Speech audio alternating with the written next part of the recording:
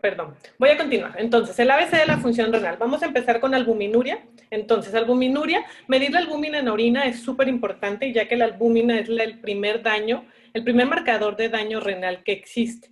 Entonces, esto es muy sencillo. Tenemos las tiras reactivas, que de hecho esta nos miden albúmina en orina, y va a tener como diferentes interpretaciones. Va a aparecer como trazas, va a aparecer como una cruz, 2 cruces, 3 cruces y hasta 4 cruces. Entonces, si son trazas, son de 15 a 30 miligramos por decilitro. Si es una cruz, de 30 a 100. Si son 2 cruces, de 100 a 300. 3 cruces de 300 a 1000 y 4 cruces más de 1000 miligramos por decilitro. Entonces, quiero que aquí quede la primera bandera roja de cuándo sí es significativa y cuándo no es significativa la proteinuria cuando hacemos una tira reactiva en un parcial de orina. Entonces, yo puse como varios ejemplos y pueden tener ahí su celular a la mano con la calculadora. No se tardan más de 5 segundos en hacer los cálculos que vamos a poner. Entonces, tenemos a un niño, un masculino de 7 años de edad con un peso aproximado de 22 kilos, en el cual en un parcial de orina salió con trazas de proteinuria. Esto ya sabemos que significa de 15 a 30 miligramos por decilitro. ¿Esto es o no es significativo? Lo que quiero que quede claro aquí es que toda proteinuria es significativa hasta que no se demuestre lo contrario.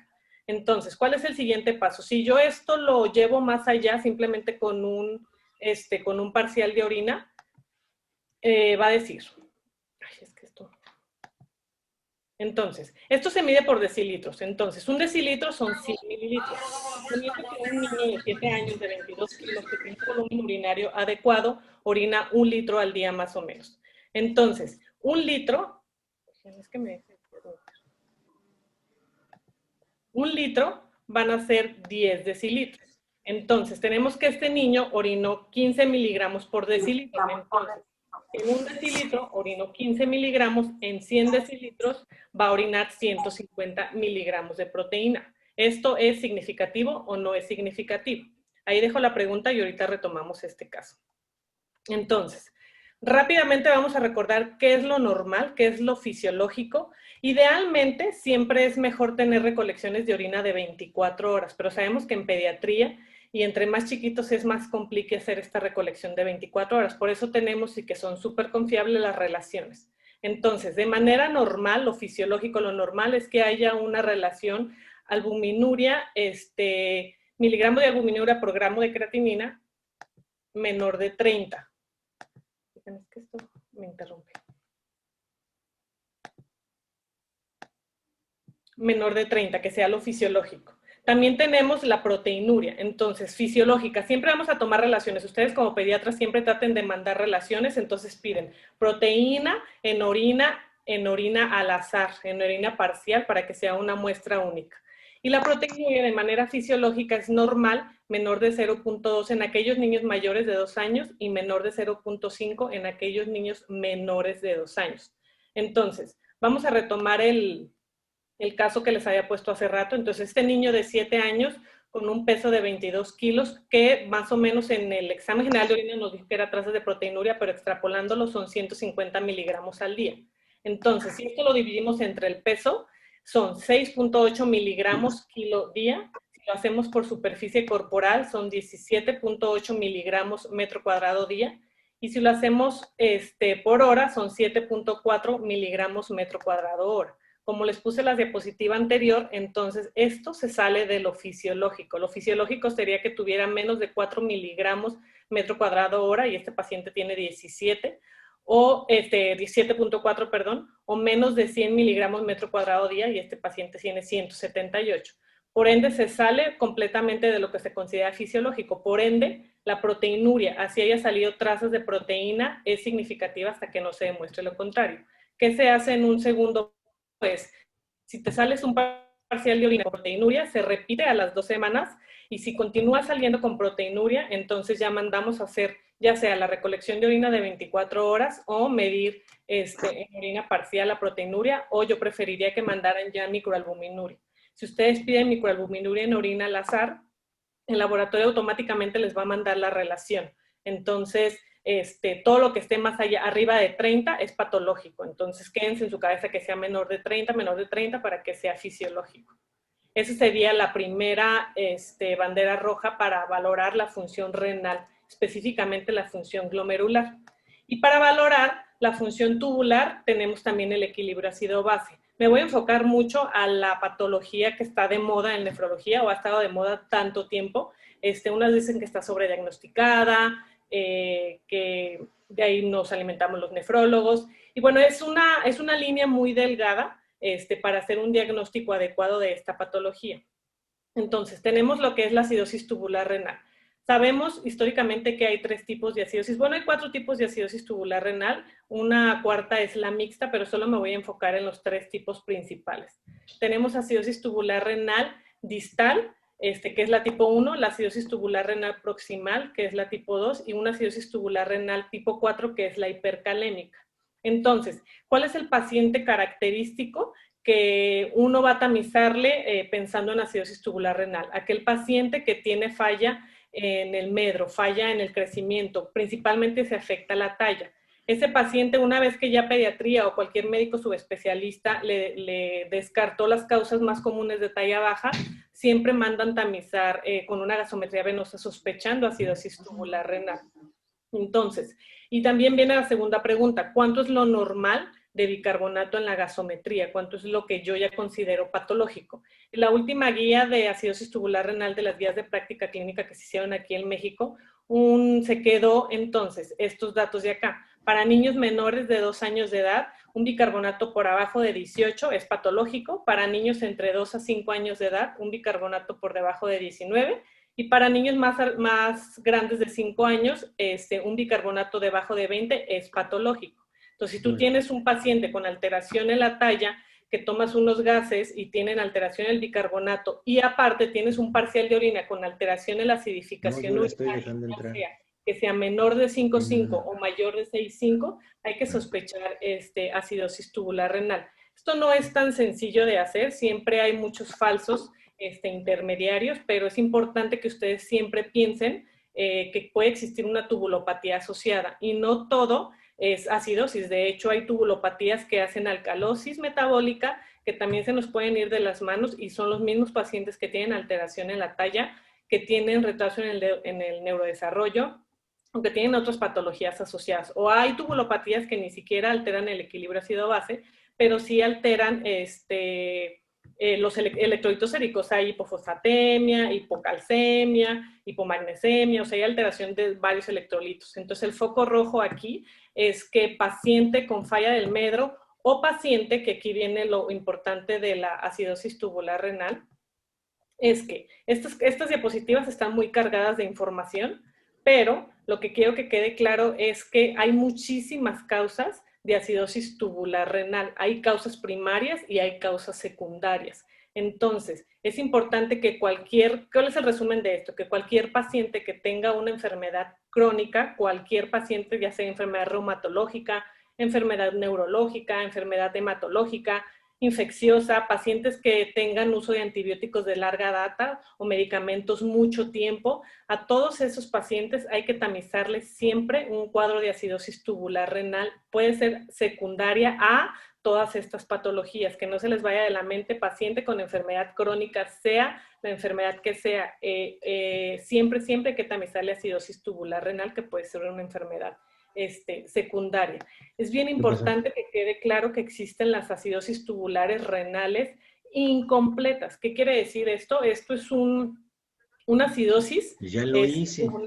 Tubular renal que no tiene acidosis. Entonces, es un poco raro y es un poco difícil, ya que su nombre dice acidosis metabólica, pero que no cursa con metabólica, pero existen. Entonces, el punto aquí es que ustedes tamicen, que lo piensen, que tamicen y que siempre estemos buscando para que no se nos vayan estos diagnósticos y pueda hacer un diagnóstico oportuno y un tratamiento oportuno para que a los pacientes les vaya un poquito mejor en sus patologías. Entonces, bueno, estas son las causas de acidosis tubular renal distal, causas de acidosis tubular renal proximal, que al final de cuentas vienen todas las patologías de cualquier enfermo crónico. Y las causas de acidosis tubular renal hipercalémica, que aquí principalmente son alteraciones de la resistencia o alteración en la función de la aldosterona que cursan con hipercalemia. Las otras dos cursarán con hipocalemia. Entonces, después de que descartamos todos los demás causas de acidosis metabólica, ¿Cómo vamos a hacer un diagnóstico de acidosis tubular renal? Muy sencillo, o sea que ustedes como pediatras o otros médicos de otras especialidades puedan hacer un diagnóstico sospechar y enviar al nefrólogo. Entonces, tener en la gasometría un pH por debajo de 7.37, un bicarbonato, ya les dije que de acuerdo al grupo etario es el nivel de bicarbonato, menor de 18 en pacientes de menores de 2 años, menor de 19 de 2 a 5 años y menor de 20 en aquellos pacientes más grandes de 5 años de edad. Y que tengan una brecha aniónica o un anion gap normal. De hecho, la definición de acidosis tubular renal es una acidosis metabólica hiperclorémica con anion gap normal. Tiene que cumplir estas 4 características y si no, no estamos frente a un diagnóstico de acidosis tubular renal. ¿Cómo sacamos la brecha aniónica? Entonces es sodio más potasio menos cloro más bicarbonato. Bueno, esas ya son formulitas que uno de pronto no se las tiene que aprender, pero sí saber de dónde sacarla y qué es lo que tenemos que hacer antes de hacer un diagnóstico. Y debe tener un cloro sérico más allá de 110. Hay ciertas literaturas que lo bajan un poquito a 105, 104, pero bueno, debe de tener un cloro sérico elevado, una acidosis metabólica con un anion gap normal. Eso también es un punto de buena práctica que salió también en la última guía o en la guía de acidosis tubular renal de aquí de México. Entonces, una vez tocado este tema de acidosis y que ustedes pudieron diagnosticar una acidosis tubular renal, puede ser transitoria, de hecho, los pacientes prematuros en lo que agarran, en lo que maduran esos riñoncitos, pueden cursar con un cuadro de acidosis tubular renal transitoria. Eso le puede durar 1 año, 6 meses, o pacientes que tuvieron tratamiento con antibiótico prolongado, pacientes con HIV o pacientes con citomegalovirus congénito. Todos esos medicamentos que son de larga data pueden hacer una acidosis tubular renal y puede ser transitoria. Damos tratamiento, se quita el medicamento y eventualmente esa función renal recupera al 100%. Entonces, nosotros tenemos muchos tipos de soluciones alcalinizantes, de hecho, para mandar a hacer fórmulas magistrales, pero ustedes como pediatras o como otros médicos subespecialistas pueden iniciar el tratamiento tranquilamente con bicarbonato de sodio, el polvito, el de la tienda, el blanquito ese que cuesta súper barato, sabiendo esto, sabiendo que 1 gramo de bicarbonato son 12,000 equivalentes. ¿Ustedes cómo van a medir 1 gramo de bicarbonato y cómo le van a decir a los papás? Fácil, en una jeringa de 3, de 5 o de 10, hasta el número 1 lo van a llenar de polvito. Ese polvito lo van a diluir en agua y ya se lo van a dar al paciente. Hasta el número 1 es 1 gramo. 1 gramo son 12,000 equivalentes y ustedes ya hacen la conversión. Se recomienda entonces de dosis de 1 a 2,000 equivalentes por kilo por día, para dar entre 3 a 4 dosis. Entre más chiquitos, más dosis. A veces necesitamos dar hasta cada 6 horas el bicarbonato. Entre más grandes, menos dosis, cada 8 o cada 12 horas. Esto es por la vida media del bicarbonato. ¿Y cuál es la meta del tratamiento? En niños menores de 2 años, tener un bicarbonato más allá de 20, y en niños mayores de 2 años, tener un bicarbonato más allá de 22. Es importante que los controles de gasometría siempre se tomen, que el paciente no esté en ayuno, ya que el ayuno realmente no afecta, y al contrario, el cuerpo sí entra en un estado de acidosis, de cetosis, y puede llegar a alterar los resultados de la gasometría. Entonces, ya sabiendo esto, el tratamiento es muy sencillo, no hay necesidad de esperar hasta que lo vea el nefrólogo. Ustedes pueden empezar el tratamiento y ya nosotros lo seguimos viendo en la consulta. Bueno, entonces, lleguemos al segundo punto. Por sus siglas en inglés, hipertensión arterial. En el 2017, la Academia Americana de Pediatría sacó la última guía de hipertensión arterial, la cual tuvo 2 cambios importantes respecto a la...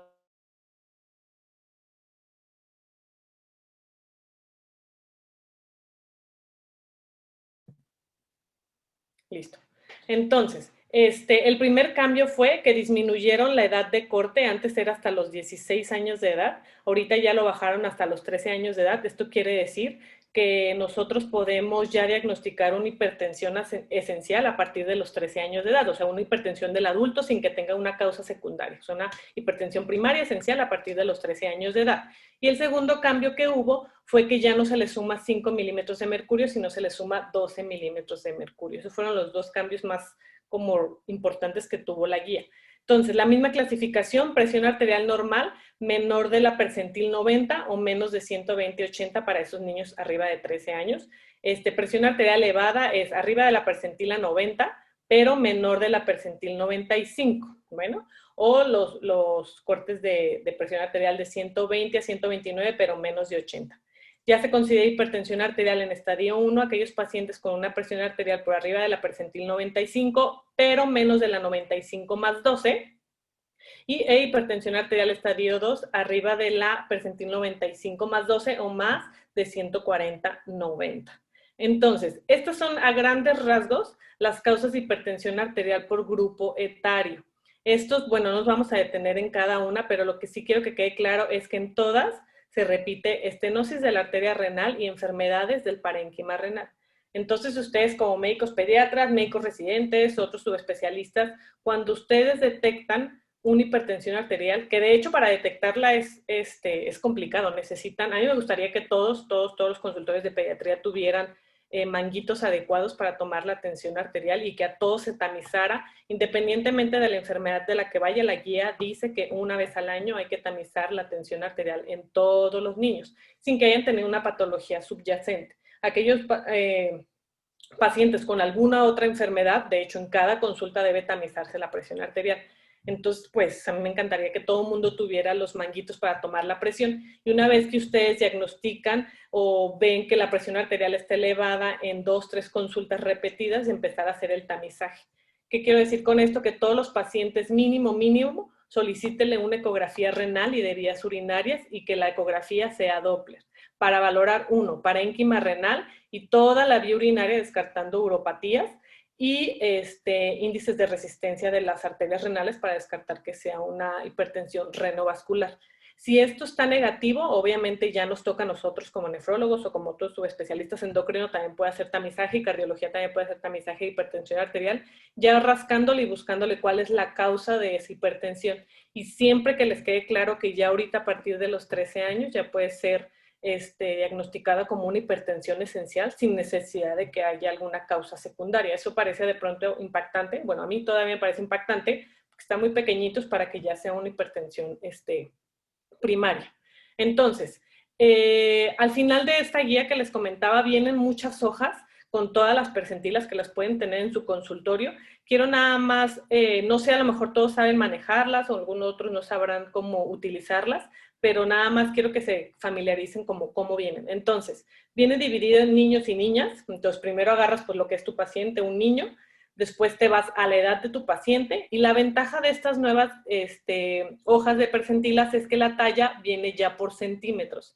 En las guías pasadas venía por percentila, entonces tú tenías que tallarlo, ibas y lo percentilabas y luego regresabas a estas guías para ver dónde quedaba y era un complique total. Uno nunca tenía tiempo para hacer eso y ahorita ya viene entonces con centímetros. Una vez que tú ya te fuiste a la edad del paciente, que te fuiste a la talla, pues entonces ya ves en qué percentil de talla está y ya tamizas de acuerdo a lo de la tensión arterial. Entonces acá tenemos, viene la misma hojita dividido siastólicas y diastólicas, y entonces vemos un niño de 3 años que mide 99 centímetros, su percentil 90 es 103,59. De ahí para arriba todo es hipertensión, de ahí para abajo todo está normal. Entonces es importante tener como estos datos. La guía, gracias a Dios, para no tener como toda esa información y tantas hojas y hojas y hojas, hizo este resumencito. Le pueden tomar un screenshot o, o van a la guía y de ahí sacan la información. Nos resumió todo, niños y niñas, y se basó en la percentil 90, de ahí para abajo todo es normal, de ahí para arriba es hipertensión, y en la percentil 5 de talla. Entonces esto es mandatorio tenerlo en el consultorio, tenerlo en fotos como favoritos, impresa, como ustedes gusten, pero es mandatorio tenerlo a todas aquellas personas y pediatras y subespecialistas que tamizan presión arterial. O una manera muchísimo más sencillo es comprar la aplicación. Esta es la aplicación que hizo la academia. La verdad es que es súper económica, cuesta menos de $1, pago único y es súper sencilla de manejar. Únicamente pones si es niño o niña y la talla y se acabó, y ahí te maneja todas las presiones arteriales. Entonces, creo que vale la pena invertir en esto. Todos los pediatras deberíamos de tener esto en el celular y así haríamos un diagnóstico oportuno, bueno, y lo derivaríamos al nefrólogo de manera oportuna para evitar todas esas complicaciones que sabemos que tiene la hipertensión arterial a largo plazo.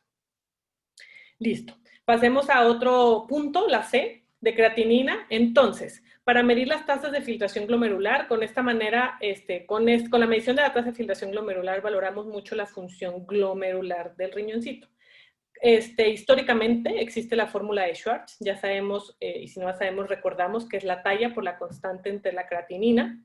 En 1976 la constante se dividía de acuerdo al grupo de edad. Teníamos varias constantes que de pronto era un poquito complicado, o si alguien se los aprendía, pues ya no era tan complicado. Pero gracias, en el 2009, como ya todos los aparatos se modernizaron, ya hubo una mejor manera de medir la creatinina, se llamaba que ya era una creatinina estandarizada, un nuevo método, aparatos más modernos, se dejó solo una constante para todos. Entonces la K, a partir del 2009, ya todos deberíamos de utilizar esta constante, ya no deberíamos de utilizar esta constante, por eso todos vamos como en evolución. La constante nueva va a ser 0.413. Por favor, todos, a partir de esta charla, utilicemos esta constante para todos estar hablando el mismo idioma. Entonces, me gustaría hacer un ejemplo. Aquí tenemos un niño de 3 años de edad con la misma talla de 99 centímetros que tiene una creatinina sérica de 0.7. Esto, muchos dirán que es normal. De hecho, lo que no pasa de 1, pues es normal, ¿no? Y realmente no, siempre de acuerdo a la edad, son los niveles de creatinina. A lo mejor nosotros como nefrólogos se nos hace como muy sencillo esto, pero habrá gente que no piensa que 0.7 puede llegar a ser patológico. Si nosotros, si sacan su calculadora y hacemos la fórmula de Schwartz para este paciente, nos sale con una tasa de filtración glomerular de 58.4 milímetros minuto por 1.73. ¿Esto es normal o no es normal? Ahí ya viene la pregunta, la siguiente pregunta.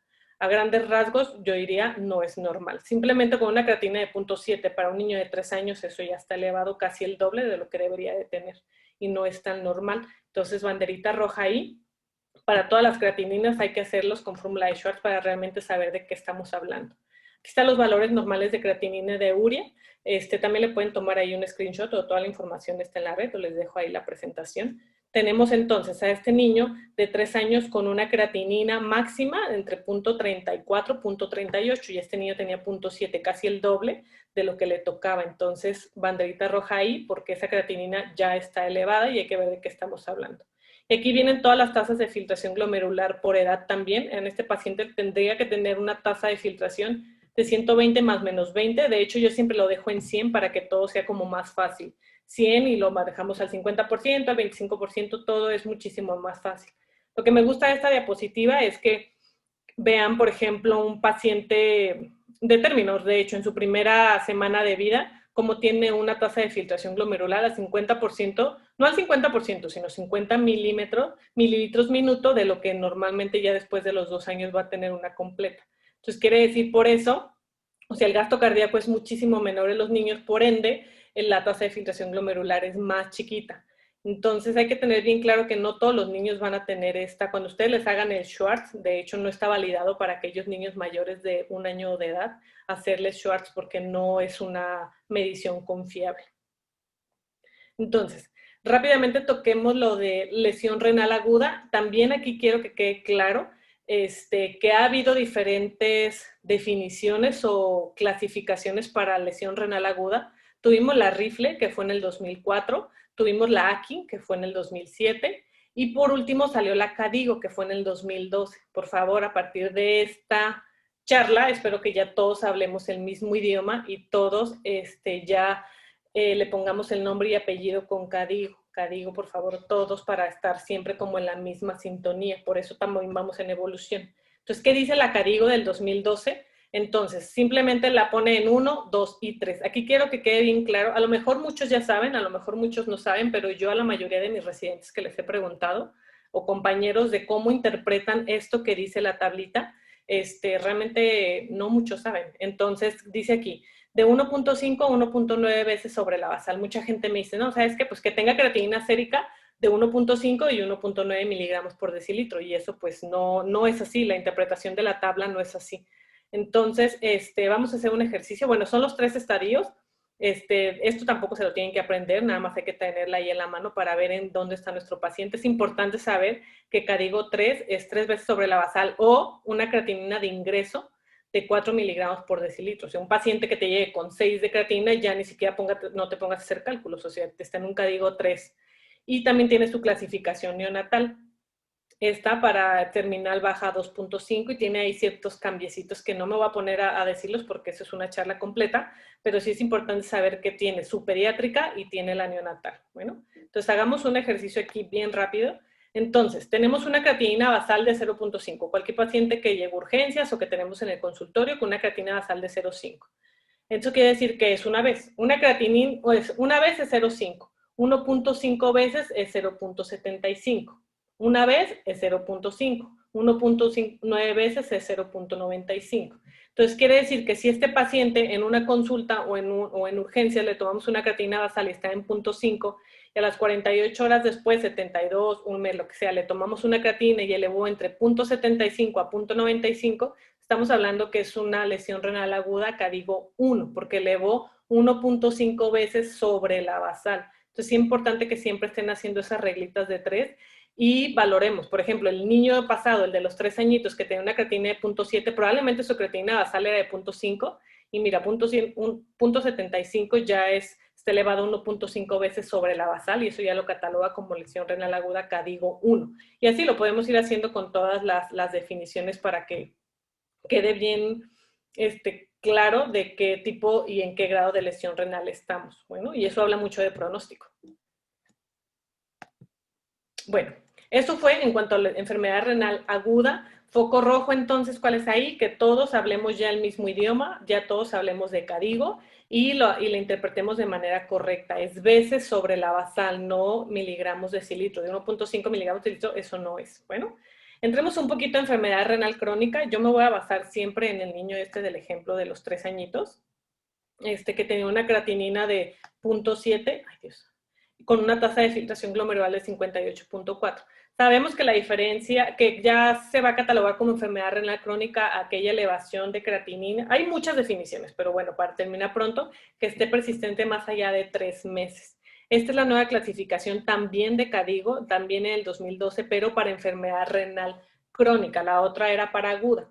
¿Qué pasó en este nuevo cuadrito? Entonces, ya metieron albuminuria y dividieron este grado en 3A y 3B. Entonces ya le tenemos que poner nombre y apellido. Entonces es enfermedad renal crónica G1A1, G1A2, y así le tenemos que poner nombre y apellido siempre. Esto ya lo hacemos nada más nosotros, pero es importante que ustedes cuando de pronto lean notas o que yo les mande pacientes, sepan de qué estoy hablando o de que ya es una clasificación nueva. Estos colorcitos hablan del riesgo cardiovascular y todo el mundo sabemos que el riesgo cardiovascular asociado a mortalidad es altísimo.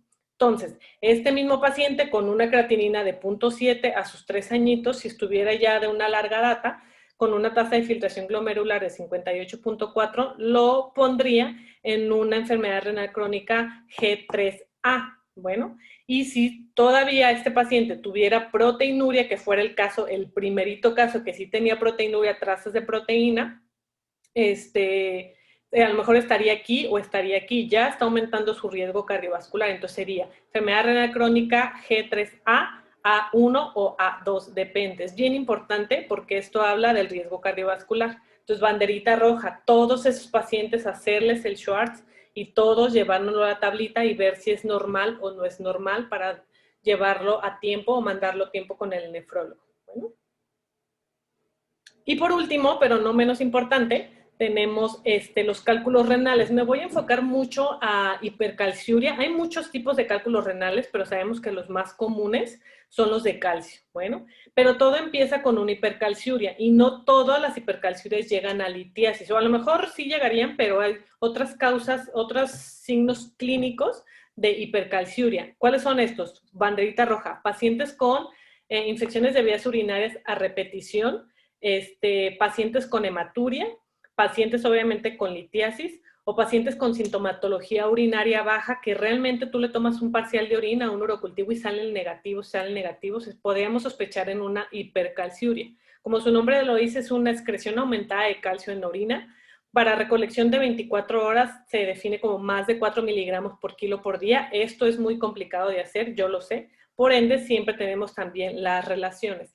Depende la edad, depende la relación que debemos de tener. Esto es sencillo, ¿por qué? Porque la dieta de pacientes, obviamente, entre más chiquitos, más a base de leche, ¿no? Entonces, obviamente, tenemos como más permisible tener calcio en la orina.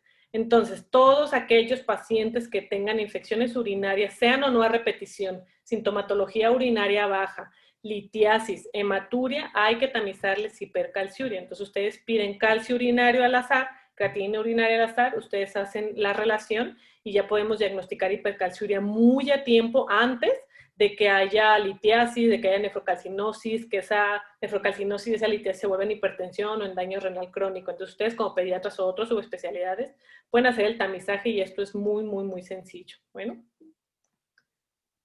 Y hay otras causas, ¿no? De litiasis, de oxalato, pero bueno, yo quiero que se queden con nada más con lo de calcio, ya con eso me doy por bien servida para que siempre piensen y piensen y piensen. Si ya se descarta hipercalciuria, bueno, ya nos tocará a nosotros como nefrólogos hacer el tamizaje de la litiasis y ver de qué estamos hablando. Bueno, entonces, esto es lo que ustedes pueden hacer en su consultorio. ¿Cuál es el tratamiento de primera línea para hipercalciuria? Ya sabemos que es hidratación, aumentar los líquidos para mantener una diuresis constante, 30 mililitros por kilo por día, más o menos. Disminuir el aporte de calcio sin que esto llegue a no darles el aporte de calcio en la dieta. Aproximadamente con 500 mililitros de leche se cubren las necesidades de calcio en un niño. Entonces, con 2 vasitos de leche es más que suficiente para que estés dando los aportes necesarios. Recomendar cereales integrales, ya que estos reducen la absorción intestinal de calcio y aportan fitato, que esto es un inhibidor natural de la cristalización urinaria. Una dieta baja en sal, ya sabemos que eso ni siquiera debería entrar como dieta, ya tendría que ser como la manera en que debemos de comer, baja en sal y baja en proteína animal. Bueno, baja en oxalatos, aquí tenemos obviamente todas las gaseosas, los té, los chocolates, y alta en ¿qué? Alta en potasio, alta en magnesio y alta en cítricos. Aquí hay una fórmula muy sencilla, de hecho esto sirve más para adultos o para adolescentes. Por cada 2 litros de agua tú le pones 20 mililitros de zumo de limón y te da un aporte de cítricos adecuado para evitar la cristalización urinaria.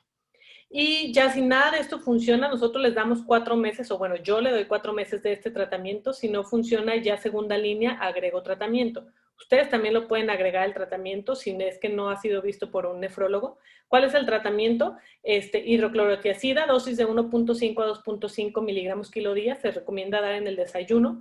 Y ya si ese paciente ya produjo litos, podemos agregar el tratamiento citrato de potasio, pero bueno, eso ya sí realmente lo haríamos nosotros. Ustedes como pediatras, como residentes, como otros subespecialistas, pueden dar todas estas indicaciones. Si diagnosticaron hipercalciuria, en lo que lo vemos nosotros, y van a ver que va a mejorar muchísimo este paciente.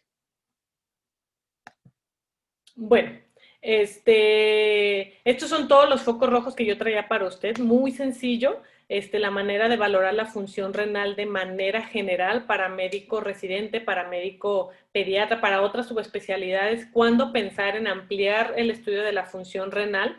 Hay muchos cálculos, nefrología siempre es de cálculos, pero si ustedes no quieren hacer tantos cálculos, les recomiendo esta aplicación que hizo un compañero de Bogotá.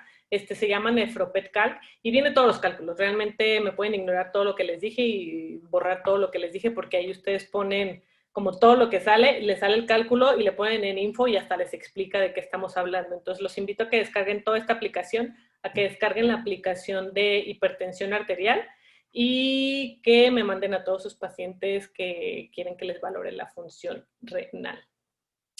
Y ya. De mi parte sería todo. No sé si tienen alguna duda, alguna pregunta, si me fui muy rápido. ¿Qué hacemos? ¿Cuál es el siguiente paso? Muy bien, muchas gracias, Marce. Si tienen alguna pregunta, si gustan pasarnos, ya sea por el chat o si nos piden la voz. Hay una pregunta aquí del doctor Soto que dice, en ATR con riesgo de litiasis, ¿es mejor el bicarbonato o los citratos? Los citratos. Siempre los citratos con el riesgo de litiasis. ¿Quiénes son los que tienen riesgo de litiasis? La acidosis tubular renal proximal. Son los que tienen más riesgo de litiasis. Siempre que ustedes tengan acidosis tubular renal, en el control de la consulta, siempre hay que pedir calcio urinario. Ya que cuando hay hipercalciuria, siempre es mejor cambiar a citratos. Como les digo, ya cuando hacemos fórmulas magistrales, es mejor que lo hagamos nosotros como nefrólogos. Ustedes pueden iniciar con bicarbonato, pero siempre es mejor los citratos con riesgo de litiasis. Bueno, no con riesgo, todos tenemos riesgo, más bien ya que se esté confirmando la hipercalciuria. Muy bien, gracias. Una pregunta. Ahorita está muy en boga todo lo desde hace varios años, lo de la ATR y que se sobrediagnostica. De hecho, nos tacharon en Jalisco de tener un sobrediagnóstico de ATR. Entonces, y muy frecuentemente a un niño que se detiene un poco su crecimiento o que está un poco hipotónico, ya le piden o piensan que tiene una acidosis y le empiezan a dar inclusive bicarbonato sin documentar un poco más. ¿Cuál es tu opinión al respecto? Yo creo que siempre hay que documentar, ¿no? O sea, no está, yo no voy a decir que está mal, yo no voy a decir que está bien, sino yo lo que haría es documentar siempre y tener las 4 cositas que yo les puse acá para hacer un diagnóstico oportuno y más adecuado de acidosis tubular renal, ¿no? Entonces, estos 4 puntos que yo les puse acá, tiene que cumplirlos forzosamente, pH menor de 7.37, estos niveles de bicarbonato, anión gap normal y una hipercloremia. Bueno, yo los invito a que tratemos como de ampliar el estudio y justificar que sí estamos hablando de una alteración en la acidificación urinaria o alteración en la reabsorción de bicarbonato.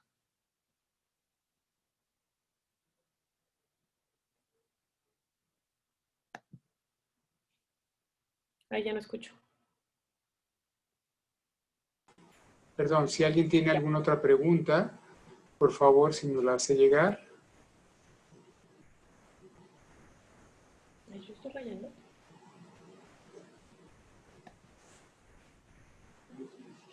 Hay felicitaciones para ti.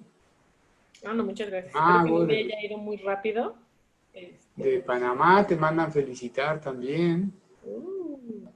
Gracias a todos. Saludos. Sí, el doctor Ricardo Gamarra. El doctor Saúl Vallejo, Silvestre García Lapuente. Ah, mi profesor. Marisa Valenzuela. También te mandan saludos. Muy bien, muchas gracias. Pues cualquier duda que tengan, les dejo mi contacto, mi teléfono, mi correo, y si quieren mandar a sus pacientes para que les hagamos una valoración de la función renal, todos son bienvenidos. Todos los pacientes con enfermedades crónicas, con medicamento de larga data, tienen que ser valorados por un nefrólogo pediatra. Síganme en el Instagram, me llamo Nefrítico Nefrótico. Nefrotic, estaba abandonada por ahí, pero tenía una dinámica padre, ponía todos los días una pregunta y todos los días una respuesta y estaba padre. Síganme, ahí tengo como muchos posts. Muy bien, Marce. Pues bueno, sin más preguntas, damos por concluido y damos las gracias por tu participación excelente, Marce, y esperemos en Dios que nuestros compañeros y todos hayamos captado muy bien la idea de tu mensaje del ABC y detectemos a tiempo estos casos que la verdad más de alguna vez se nos han ido por ahí. Entonces, saber derivarlos a tiempo yo creo es muy, muy importante. Pues muchas gracias, Marce, gracias a todos, gracias, Toño, por compartir nuestro Zoom y gracias, Alex, por ayudarnos aquí en la coordinación y nos vemos el mes que entra por aquí. Gracias a todos. Gracias.